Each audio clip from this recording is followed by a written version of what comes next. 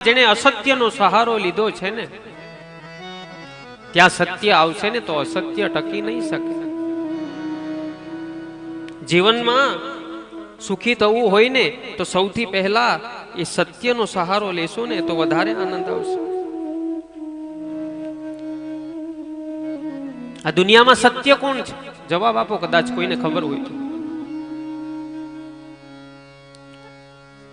દુનિયામાં સત્ય છે ને એ ભજન છે, સત્સંગ છે ને એ સત્ય છે. ભગવાન શંકર માં ઉમિયાને કહે છે, જરા ધ્યાન આપજો.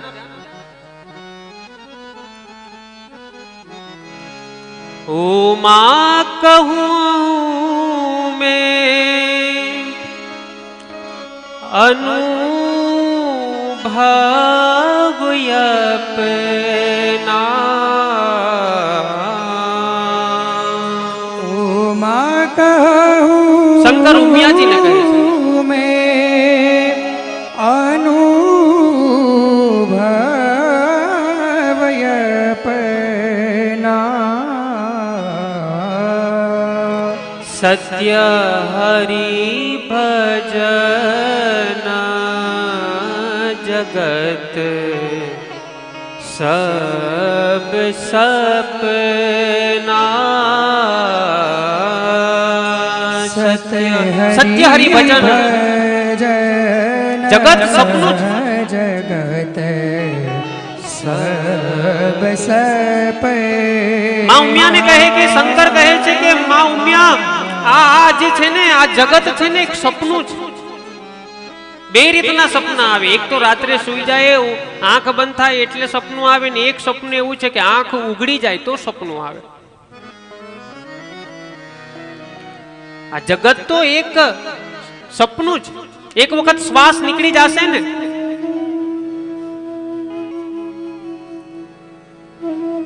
તમારા ઘરમાં તમે 2 રૂપિયા કમાતો હશો ને ત્યાં સુધી તમને ભાઈ ભાઈ કરશે. એમાં જગતમાં જ્યાં સુધી શરીરમાં શ્વાસ છે ને ત્યાં લોકો આપણને બોલાવશે. એક વખત શ્વાસ નીકળી જશે ને તો ઘરના જેમ કહેશે કે આને જલ્દી કાઢો.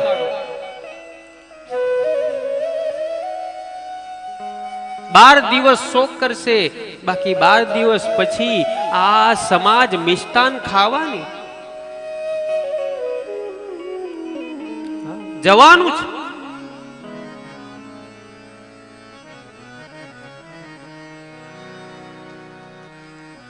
કોઈ 1 વર્ષ વહેલું અથવા તો 1 વર્ષ મોડું, બાકી જેને આ ધરા ઉપર જન્મ લીધો છે ને એને નક્કી જવાનું છે.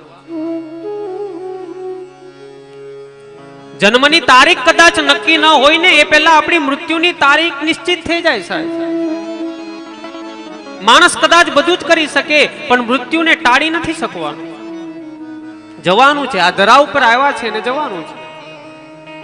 જેની જેવી સાહેબી, જેનો જેવો ઠાઠ, મોટા ઘરના લોકો વિમાનમાં બેસીને જાય છે.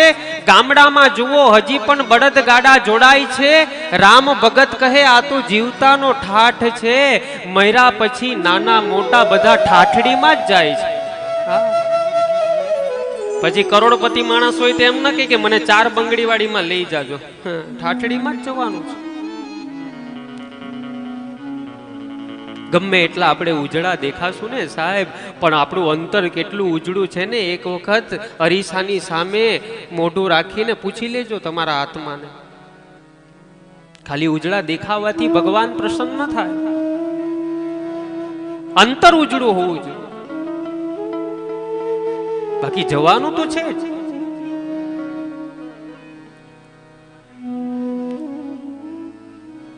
અહીંયા તો ભાગવતમાં આગળ કથા આવશે, અત્યારે કહી દઉં, મૃત્યુની નિશાની બતાવી છે. મૃત્યુ નજીક આવે ને તો આપણને ભગવાન આભાસ કરાવે પણ આપણે એને ઇગ્નોર કરીએ છીએ. ધ્યાન આપજો, મૃત્યુની નિશાની ભાગવતમાં કીધું છે. પહેલી નિશાની આકાશમાં અરુંધતીનો તારો ન દેખાય ને સમજવાનું 3 મહિનામાં આપણું મૃત્યુ નિશ્ચિત છે. અરુંધતીનો તારો ન દેખાય તો કોઈને ખબર હોય એમને પૂછવાનું, કોઈ બ્રાહ્મણ હોય એમને ખબર હોય તો એમને પૂછવાનું, અને એને ન દેખાય તો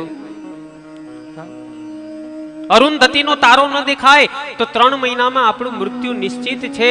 શાંત જગ્યા ઉપર આપણે હોઈએ અને અંગૂઠાથી આ બેવ કાન બંધ કરી દેવાના, અંદરથી એક નાની વિસલ વાગશે, અંતરધ્વનિ અવાજ કહેવામાં આવે. એ અંતરધ્વનિ અવાજ ના આવે ને, સમજવાનું કે 1.25 મહિનામાં આપણું મૃત્યુ નિશ્ચિત છે.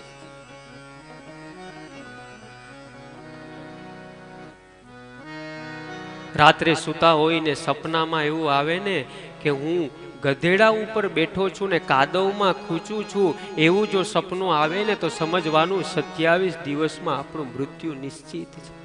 આ સત્ય છે.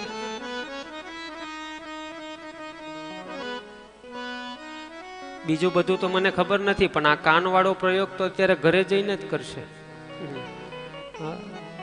અને બીકમાં ને બીકમાં ગધેશભાઈ આજે જ આવશે સપનામાં.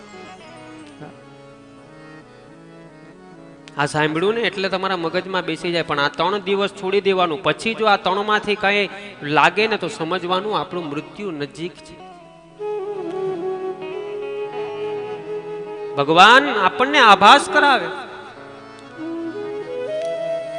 આપણા જીવનમાં અત્યારે કોવિડના સમયે કેટલા માણસો આપણી સામે, આપણા સગા સંબંધી, આપણા આડોશી પાડોશી, એ 2 વર્ષ આપણા માટે કેટલા કઠિન ગયા છે સર. કોઈ અત્યારે મળ્યું હોય ને તો સાંજે સમાચાર આવે કે એ ભાઈનું અથવા તો એ બેનનું મૃત્યુ થઈ ગયું છે. ન જાણ્યું જાનકી નાથે સવારે શું થવાનું. સવારની વાત તો તમે કહો, 2-5 મિનિટ પછી શું રિઝલ્ટ આવે ને આપણને નથી ખબર. એટલે હું કહું, ઘણા એમ કે સત્સંગમાં તો ઉંમર વાળા હોય ને એનું કામ છે ભાઈ, ભજી લે, નકર ક્યારે જતો રહેશે ને નક્કી નહીં.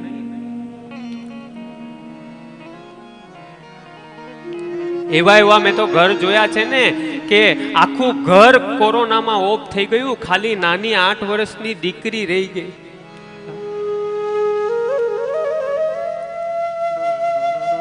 હાલતા ચાલતા એ દીકરીને અમે મળવા ગયા હતા. ગોપાલ બાપુ સાક્ષીમાં છે. આખું ઘર, એના મમ્મી પપ્પા ઓફ થઈ ગયા, એનો ભાઈ હતો એ ઓફ થઈ ગયો, દાદી હતા દાદી ઓફ થઈ ગયા. એક ઘરમાં ખાલી નાની દીકરી 8 વર્ષની.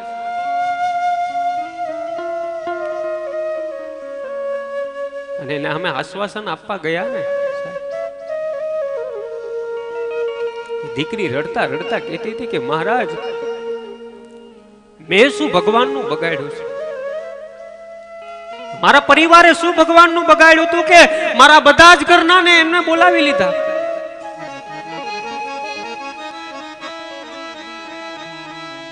મારો તો એવું સપનું હતું ને કે હું ભણું ગણું અને મારા મા બાપનું નામ રોશન કરું. આજે ભગવાને મારા બધા જ ઘરના ને લઈ લીધા. મારો શું દોષ? એ દીકરી આજે કુદરતને ફરિયાદ કરે છે કે એ કુદરત, મેં શું પાપ કર્યું છે?